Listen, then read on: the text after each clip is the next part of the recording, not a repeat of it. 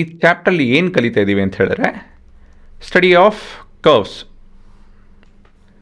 ಎಂತೆಂಥ ಕರ್ವ್ ಅಂತ ಹೇಳಿದ್ರೆ part of your conic section. So ಇಲ್ಲೇನು ಕಲಿತಾ ಇದ್ದೀವಿ ಅಂತ ಹೇಳಿದ್ರೆ ಕರ್ವ್ಸ್, ಸರ್ಕಲ್ಲು, ಎಲಿಪ್ಸು, ಪ್ಯಾರಾಬೋಲಾ, ಹೈಪರ್ಬೋಲಾ ಅಂತ ಹೇಳಿ. ಹೇಗೆ ಕಲಿತಾ ಇದ್ದೀವಿ ಅಂತ ಹೇಳಿದ್ರೆ ವಿಚಿತ್ರ.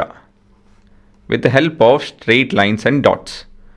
ಒಂದೆರಡು ಮೂರು ಚಿಕ್ಕೆ ಮತ್ತು ಒಂದು ಸ್ಟ್ರೈಟ್ ಲೈನ್ ಹಿಡ್ಕೊಂಡು ಇವನ್ನೆಲ್ಲ ಕಲಿತಾ ಇದ್ದೀವಿ. ವಿಚಿತ್ರ ಅಲ್ವಾ? ಕರ್ವು ಸ್ಟ್ರೈಟ್ ಲೈನ್ ಮತ್ತು ಡಾಟಿಂದ ಉಪಯೋಗಿಸ್ಕೊಂಡು ಕಲಿತಾ ಇದ್ದೀವಿ. ಅದು ಹೇಗೆ ಅಂತ ಹೇಳಿ ಹೋಗ್ತಾ ಹೋಗ್ತಾ ನೋಡ್ತೀರಾ.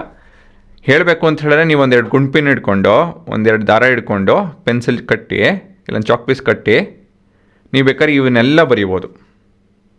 ಸರಿನಾ? ಅದು ಹೇಗೆ ಅಂತ ಹೇಳ್ಕೊಡ್ತೀನಿ ಹೋಗ್ತಾ ಹೋಗ್ತಾ.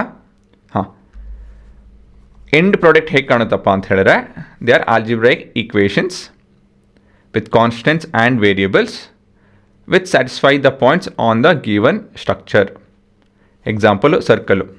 ಈ ಪರ್ಟಿಕ್ಯುಲರ್ ಈಕ್ವೇಷನ್ ಉಪಯೋಗಿಸ್ತು ಅಂತ ಹೇಳಿದ್ರೆ ಸರ್ಕಲ್ ಮೇಲೆ ಇರೋಂಥ ಪಾಯಿಂಟ್ಸು ಅಂತ ಹೇಳಿದ್ರೆ ಸರ್ಕಂಫರೆನ್ಸು. ಅವೆಲ್ಲ ಪಾಯಿಂಟ್ಸು ಈ ಪರ್ಟಿಕ್ಯುಲರ್ ಈಕ್ವೇಷನ್ನ ಸ್ಯಾಟಿಸ್ಫೈ ಮಾಡುತ್ತೆ. ಸರಿನಾ? ಸೊ ಪ್ರತಿಯೊಂದಕ್ಕೂ ನೋಡ್ತೀವಿ ನಾವು ಇದೇ ಥರ ಒಂದು ಈಕ್ವೇಷನ್ನ. ಸೊ ಅದೇ ನಮ್ಮ ಚಾಪ್ಟರ್ ಅಜೆಂಡಾ.